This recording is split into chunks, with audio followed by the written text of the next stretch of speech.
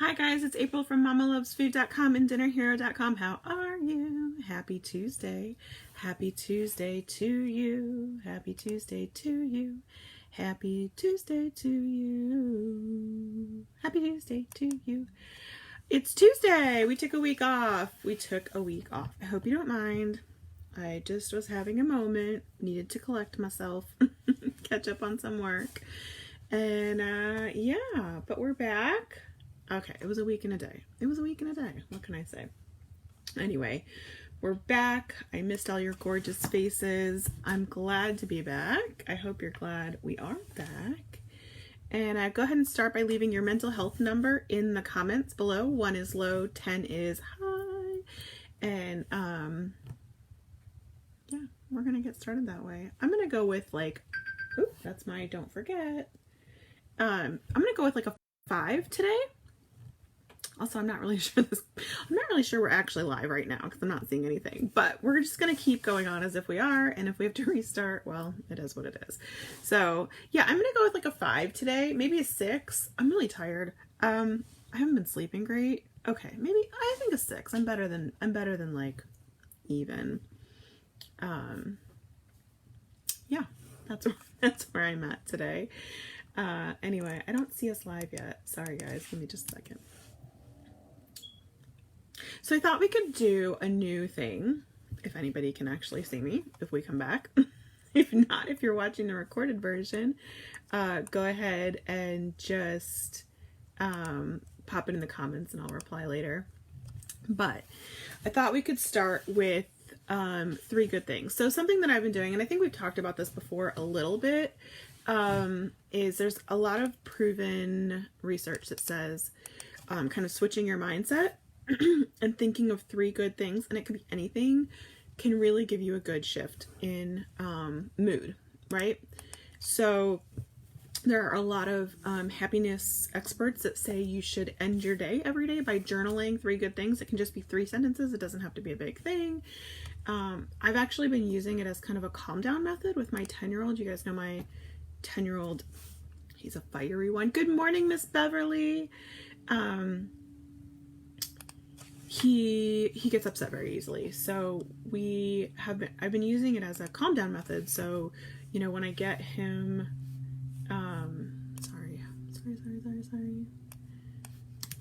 Facebook changed its entire interface for pages and it's a little bit confusing. Anyway, so what I've been doing is as soon as I get him calm enough to speak to me, if he gets in a fight with his siblings or whatever, we name 3 good things, and that just kind of it's a weird, almost you hear my fire smoke detector thing. I can't figure out how to get it to stop. Anyway, it almost is like magic. It works so quickly. It's such, because you have to, I guess your brain, it's kind of like they say, if you're in pain, distract yourself with something, right? It's the same kind of thing. Your brain only has the capacity to focus on so many things. It's like everything else becomes peripheral vision. So anyway, it works really well. So I thought we could start with 3 good things. So I would love if, 1, go ahead and put your mental health number in the comments. Like I said, mine is 6 today. 1 is low, 10 is high. Good morning, Miss Beverly. Good morning, Yesena. And then also go ahead and name 3 good things. And like I said, it can be anything. It does not have to be 3 magical. Like this morning, I had Dr. Pepper in my fridge that I didn't even realize was there. Made me very happy. Not an ad for Dr. Pepper, by the way. That would be 1. 2 is I finally have something to look forward to, which it's been a really long time since I had anything to really look forward to, March. So I'm really, you guys know we're planning this camping trip and I'm very excited. It's so nice to have something to look forward to. And I would say 3 is just my family. I'm really, I like my family. They drive me absolutely bananas sometimes. But also sometimes they're fantastic. So I would say more often than not, they're fantastic. Maybe a close call some days. But yeah, those are my 3 good things. Should we talk about our recipe of the day? Recipe of the day. Rosie is a 7. Beverly's a 6. Good morning, Miss Tina. Tina's an 8. High five. Yeah, go ahead and give me your mental health numbers, and then 3 good things. They can be super basic. They can be like, I like cats, dogs, and toucans. Whatever you want. 3 good things that make you happy. We're going to shift our mind to the positive today. All right. Recipe of the day, you guys. Rosie says fall, grandkids, and food. I love it. I love it.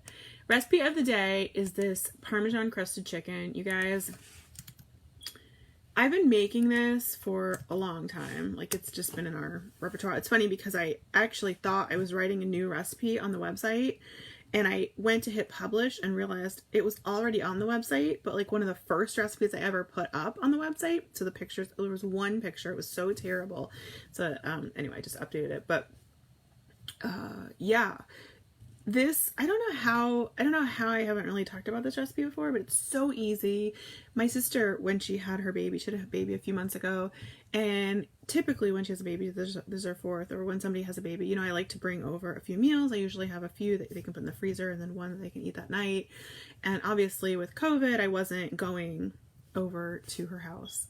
So instead I Instacarted her some meals and then instructions on what to make, and this was one of them. And we make it all the time. We make it, I mean, almost once a week, probably. Definitely every other week. It's super easy. It's just chicken, mayo, breadcrumbs, Parmesan cheese, and garlic salt. Super easy, super delicious. And then you just put it all together, stick it in the oven. It takes less than 10 minutes to get in the oven.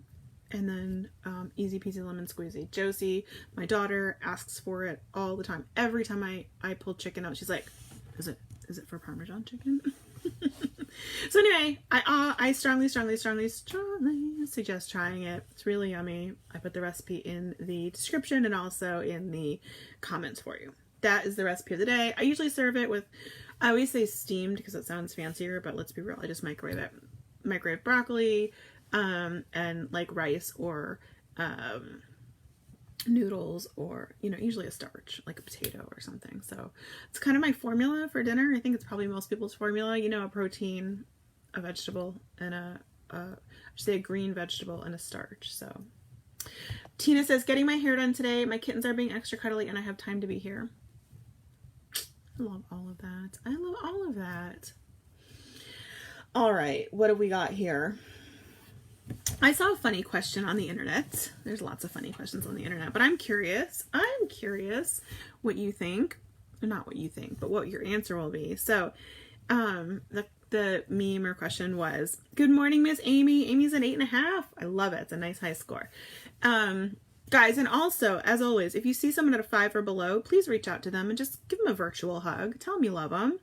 Tell them you're here for them and that we hope things get better, and remind them to say their 3 good things, because even if it just lifts you up like a percentage of a point, like a fraction of a point, it's still better than nothing, right? Incrementally. That's what I try to teach my kids. Like, we don't have to be better overnight. We don't have to be perfect overnight. We never even have to be perfect. But like, if we're incrementally getting better, these are good things, right?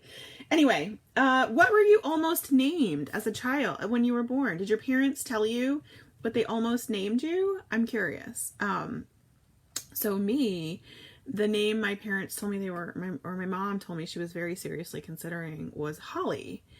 But my last name is Woods, and you guys, I didn't take my husband's last name. His last name is Carey. So, I don't know why I needed to put that on the internet, but hi, Robin. So they didn't end up going with it because my name would have been Hollywoods, which is ridiculous. And I would have, probably ended up a porn star, which maybe isn't bad, right? Who knows? They make a lot of money. Robin is a 9. It was her first anniversary yesterday. Oh, happy anniversary, Robin. Yay for being a 9. So yeah, so my name, the other name my parents considered was Holly. And my mom told me, Amy was Belle, Beverly's was Rachel. My mom told me once that my April wasn't even on like the short list. I don't know what else was on the short list. She may have told me, but I don't remember. Holly stuck in my head because of Hollywoods. Hi, Karen. Good morning. But that it wasn't even on the short list. And then, yeah, when I was born, my dad was like, yeah, April. So that happened. I don't know. We had, did you guys, those of you with kids, did you have a hard time giving your kids names? I struggled with it so much, like epically struggled with it, because I just felt like this is a lifelong thing. You're making a lifelong decision for this person always, right? And if you get it wrong, like that can really shape somebody, or you know, they don't like their name. So I kind of cheated. All my kids have family names. We have no original names in our kids. First and middle are both family names for every single one of our kids. So, I mean, I feel like there's already, my family already is very, even on both sides, very, very into family names. So it wasn't out of the ordinary, but it also felt a little bit like a cheat. And my oldest son, good morning, Marcia from Brazil. How are you? Good morning, Tori. The other thing was we took several, it was only with my first, my other four, we named pretty quickly. We had a short list, and when they came out, we were like, oh, that's the one, right? But my oldest, we, so struggled. And, so he's named after my brother, and he was born right before Thanksgiving. So we were released from the hospital on Thanksgiving Day, and they threatened us, which I found out later was like not even true, but they threatened us and said, we won't release you from the hospital unless you give your child a name. So we just real quick, it's funny because his name is Casey, and Casey wasn't even on the really wasn't on the short list. It was on the like possibility list. And after the nurse came in and said that, we kind of were like, we weren't committed to any of the names on our short list. I remember Peyton was pretty high on it. And we were just like, he's not a Peyton. We know that. And then I was like, my brother had been hinting my whole pregnancy, like, if it's a boy, it should be named after me. And I think it was jokingly, but it was like, I mean, I love my brother. Maybe we should just name him Casey. So we did. And he's pretty happy about that. Rhonda says, struggled with the boy's name, but we knew the girl's name off the bat. Jocelyn. I had a girl.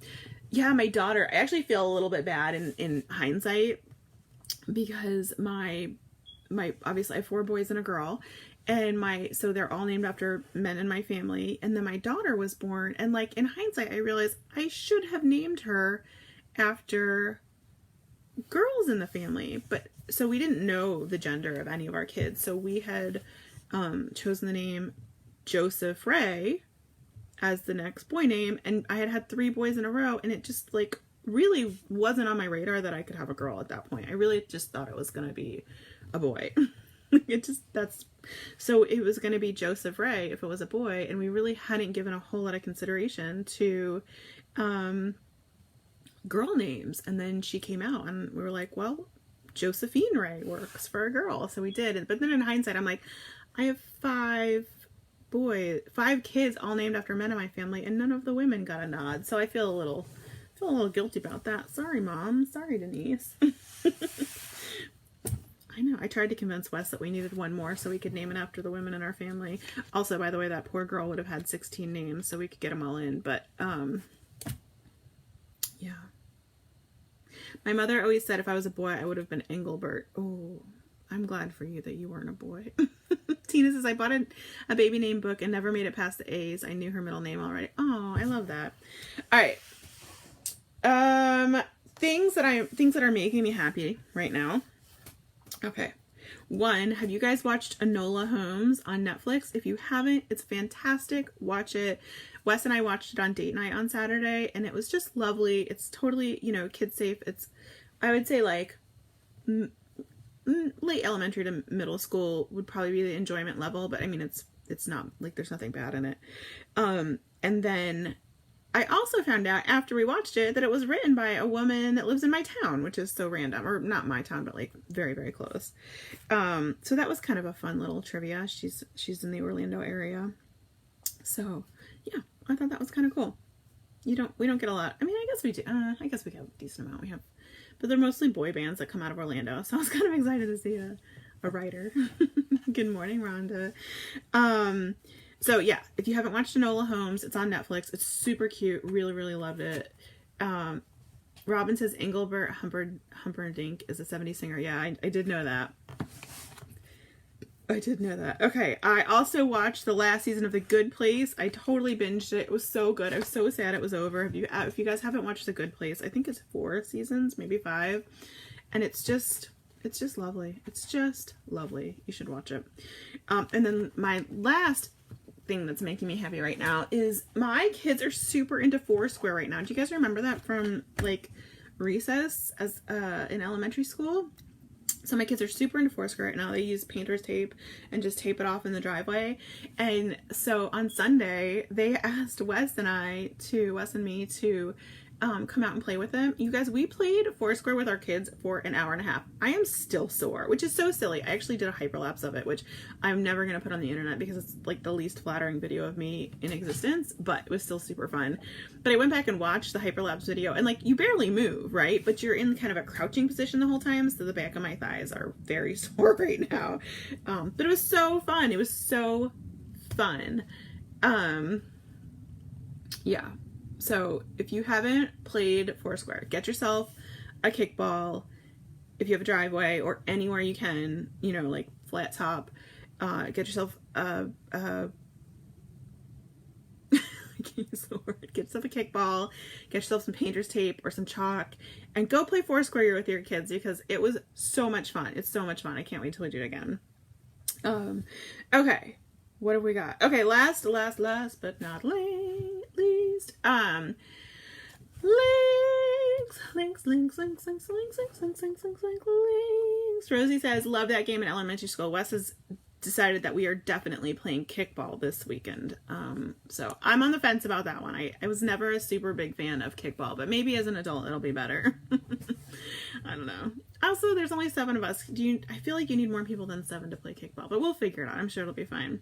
Beverly says, I've never heard of Foursquare. Oh, it's super fun. You just bounce a ball between the squares, but you have to like keep them in. You have to, you know, bounce it certain ways. It's a very simple game, but it's fun. And it's not super active, but it's active enough that you're, you know, moving a little bit. Okay, links. I have 2 things that I absolutely love and want to share. One is, and this is not a new thing, you guys I'm sure have all heard of it, but everything bagel seasoning, or sometimes it's called everything but the bagel seasoning. You guys, I mean, I've used it, I've had it for a while, I always put it on my avocado toast, but I don't know what made me start putting it on pretty much everything. I do, actually. I put it on ramen a few weeks ago, and then I realized it was so good that I've been putting it on everything. It is ridiculous. It is ridiculous. If you don't have everything bagel seasoning in your house and you're not using it on everything, you're missing out. I just love it. I'm very happy and I need it in my life. So that's my first link. I just dropped it in the comments for you.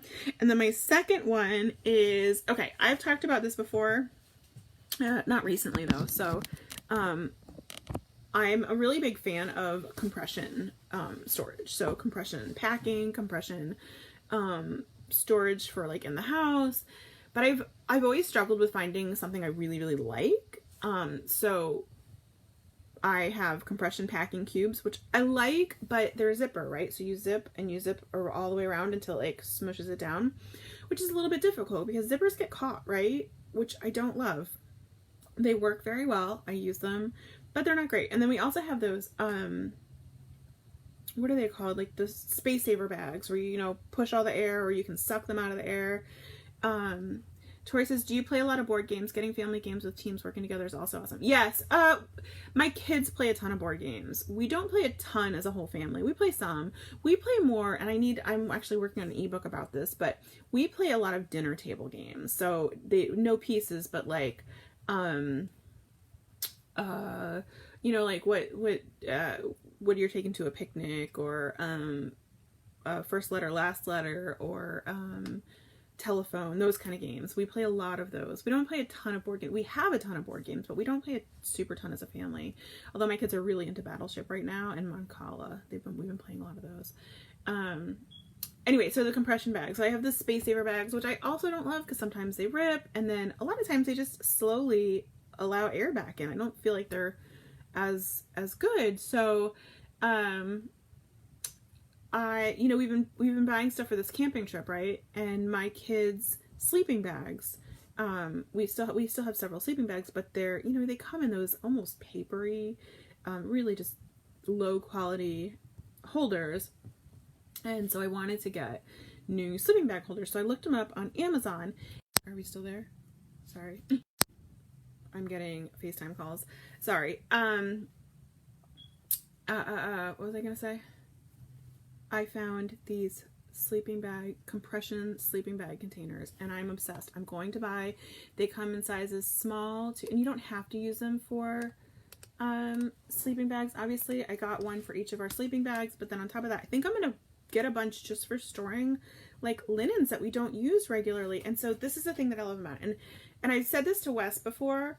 We use camping backpacks to pack a lot of times, right? For trips. They're just very convenient. You can put them on your back, especially when you have small kids. You put it on your back and you have two hands free to hold kids, which is very, very convenient, especially when you have a massive amount of kids like I do.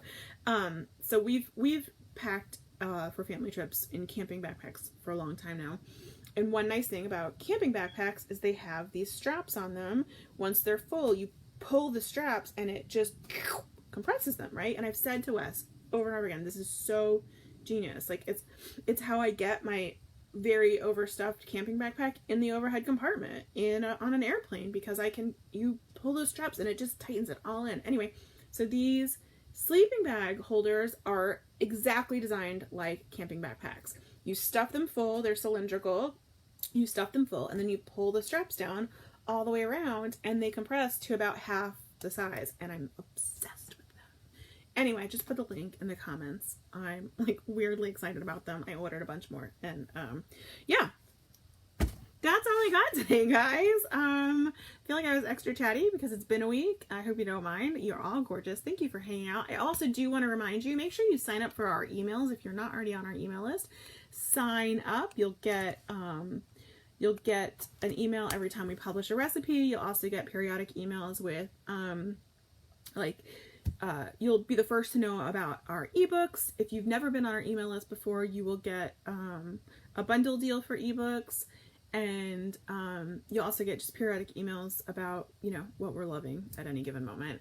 I also would love for you to visit our ebook shop. We have lots and lots and lots of ebooks over there. And then last but very not least, we do have our Dinner Hero book. It is a pantry cooking cookbook. If you ever struggle with how to what to fix for dinner, or you don't like meal planning, but you don't have time in the evenings, to really figure out what you want, this book is perfect for that. It teaches you how to stock your pantry so you're never having to plan. You can always make. There's 75 plus I think it's 78 recipes in the book, and if you stock your pantry in the way that we tell you to in the book, which by the way is not crazy, it's mostly stuff you probably already have in your pantry that you just haven't thought about. If you stock your pantry in the way that our list says, you will always, always, always be able to make all 78 recipes in the book. It is the way I've been cooking for my family for a decade, and I finally put it on paper, and I think I'm really proud of it. So I'd love for you to grab that. Anyway, you guys have a wonderful, and it is available as an ebook or as a printed book or printed binder. We do it in binder form because I love recipe binders. Anyway, guys, you are amazing. I love you. Have a wonderful day, and thanks for hanging out.